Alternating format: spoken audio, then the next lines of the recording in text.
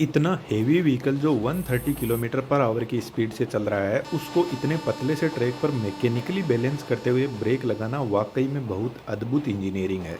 इतनी heavy sparking होती नहीं है ब्रेक लगाते टाइम जितनी हमने दिखाई है, लेकिन इमरजेंसी ब्रेकिंग के टाइम ब्रेक शू से हल्की स्पार्किंग या बहुत ज़्यादा हेवी लोडेड लोकोमोटिव में व्हील स्लिपेज की वजह से स्पार्किंग होती है।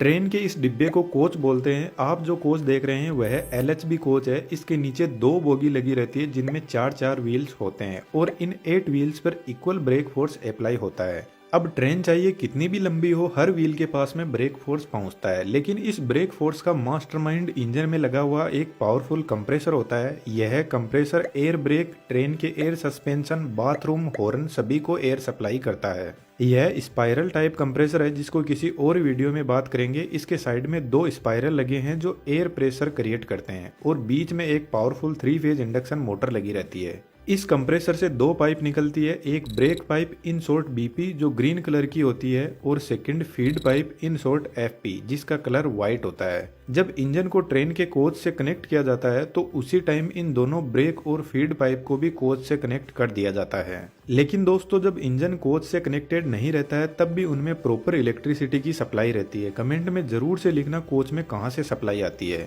इंजन और कोच के दोनों साइड में ही वाल लगे रहते हैं जिनको एंगल कोक बोलते हैं। इनका यूज जब इंजन को अलग किया जाता है तो इन पाइप से प्रेशर कम ना हो जाए इसलिए बंद कर दिया जाता है। अब यह दोनों पाइप हर बोगी से होते हुए ट्रेन के लास्ट कोच की बोगी तक जाती है। हम किसी एक बोगी का ब्रेक मैकेनिज्म समझते हैं। इंजन में रखा हुआ कंप्रेसर इस फीड पाइप में कॉन्टिन्यूसली प्रेशर भेजता रहता है और फीड पाइप इस रिजर्वोयर से कनेक्टेड रहती है। लेकिन रिजर्वोयर में एयर भेजने से पहले एक वाल लगा रहता है आगे के मैकेनिज्म को मेंटेनेंस के काम के लिए, और एक डस्ट कलेक्टर लगा रहता है जो डस्ट को आगे नहीं जाने देता। इसके अलावा एक नॉन रिटर्निंग वाल जिसको शॉर्ट में एनआरवी बोलते हैं जो सिर्फ फीड पाइप से एयर को रिजर्वोयर में आने देता है लेकिन वापस नहीं जाने देगा। कंप्रेसर इतना हाई लेवल का प्रेशर भेजता है कि इस रिजर्वोयर में पर सेंटीमीटर स्क्वायर में 6 केजी एयर को कंप्रेस करके भर दिया जाता है। इस रिजर्वोयर की कैपेसिटी 125 लीटर एयर की होती है। रिजर्वोयर के पास में एक और 75 लीटर का टैंक लगा हुआ है जो टॉयलेट में एयर प्रेशर को भेजता है। अभी हम इसके बारे में बात नहीं करेंगे इसलिए हमने इसके कनेक्शन भी नहीं किया है। तो इस रिजर्वोयर से एयर डिस्ट्रीब्यूटर वाल के पास में पहुंचती है। डिस्ट्रीब्यूटर वाल के अंदर ब्रेक पाइप से भी डायरेक्ट कनेक्शन आता है। ब्रेक पाइप का प्रेशर 5 केजी पर सेंटीमीटर स्क्वायर होता है। यह वाल बहुत बेहतरीन तरीके से काम करता है। इस वाल से आउटपुट जो निकलता है वह दोनों बोगी की तरफ एयर प्रेशर को भेजता है ब्रेक एप्लीकेशन के लिए।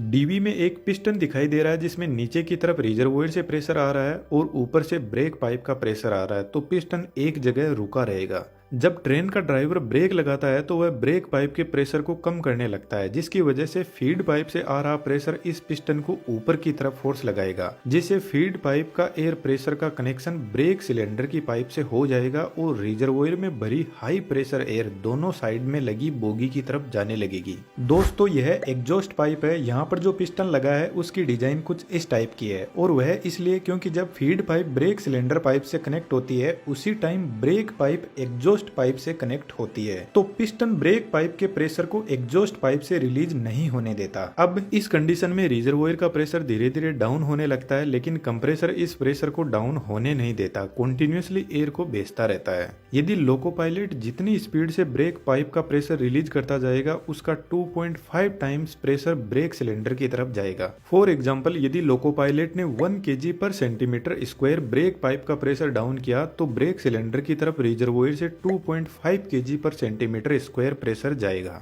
इस पाइप से होते हुए एयर प्रेशर यहाँ से फ्रंट और रियर व्हील के लिए डिवाइड हो जाएगा। यहाँ पर फिर से वाल लगे रहते हैं मेंटेनेंस के काम के लिए। यह पाइप दोनों फ्रंट व्हील के लिए जा रही है और यह पाइप इन दोनों व्हील तक पहुंचती है। हम एक व्हील के ब्रेक मैकेनिज्म को समझते हैं। दोस्तों, एक थोड़ा बारीक मैकेनिज्म है, इसको समझना। अभी डिजिटल दुनिया का जबरदस्त टाइम चल रहा है और इसमें नई नई स्किल्स की भरपूर डिमांड है और पैसा अनलिमिटेड, और इनमें 3D एनिमेशन भी एक जबरदस्त डिमांडिंग स्किल है। हमने बेहतरीन 3D एनिमेशन का कोर्स डिजाइन किया है। लर्निंग के अलावा जितने भी अर्निंग के तरीके हैं उनके बारे में भी बात की है, और हम एक प्राइवेट 3D कम्युनिटी भी बिल्ड कर रहे हैं जिसमें आप अपने आप को बेहतर पॉलिशिंग कर पाओगे। डिस्क्रिप्शन में डिटेल्स अवेलेबल है, बहुत कुछ सीखने को मिलेगा, जरूर से ज्वाइन करना। अब वापस टॉपिक पर आते हैं। एयर प्रेशर सबसे पहले ब्रेक सिलेंडर में आता है। ब्रेक सिलेंडर में डायफ्राम होता है जो एयर के प्रेशर से कुछ इस तरीके से मूव करता है। अब डायफ्राम का फोर्स इस पिवट पॉइंट पर पहुंचता है और इस पिवट पॉइंट से ब्रेक फोर्स ब्रेक शू पर जाता है